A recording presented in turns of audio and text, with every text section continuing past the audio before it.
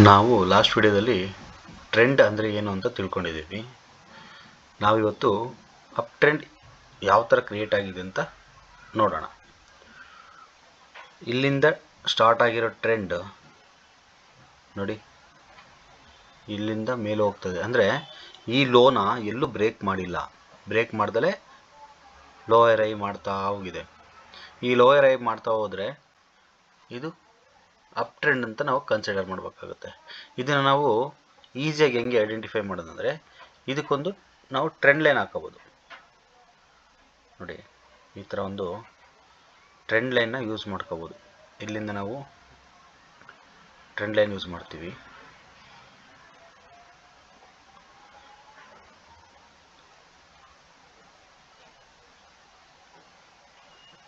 ನೋಡಿ, ಇಲ್ಲಿ ನಾನು ಯೂಸ್ ಮಾಡಿದೆ.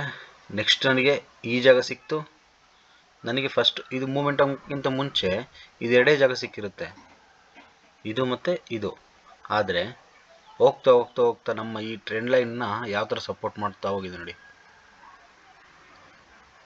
ಈ ಥರ ಸಪೋರ್ಟ್ ಮಾಡ್ತಾ ಹೋಗಿದೆ ನೋಡಿ. ಈ ಜಾಗದಲ್ಲಿ ನಮ್ಮ ಟ್ರೆಂಡ್ ಲೈನ್ನ ಬ್ರೇಕ್ ಡೌನ್ ಆಗಿದೆ. ಬ್ರೇಕ್ ಡೌನ್ ಆದರೆ ಇಲ್ಲಿ ಟ್ರೆಂಡ್ ರಿವರ್ಸಲ್ ಅಂತ ಅರ್ಥ. ಅಂದರೆ ಈಗ ಅಪ್ ಟ್ರೆಂಡ್ ಇರೋವಂಥದ್ದು ಮೂಮೆಂಟಮ್ಮು ನೆಕ್ಸ್ಟ್ ಈ ಬ್ರೇಕ್ ಡೌನಲ್ಲಿ ಡೌನ್ ಟ್ರೆಂಡ್ ಆಗಿ ಕ್ರಿಯೇಟ್ ಆಗುತ್ತೆ.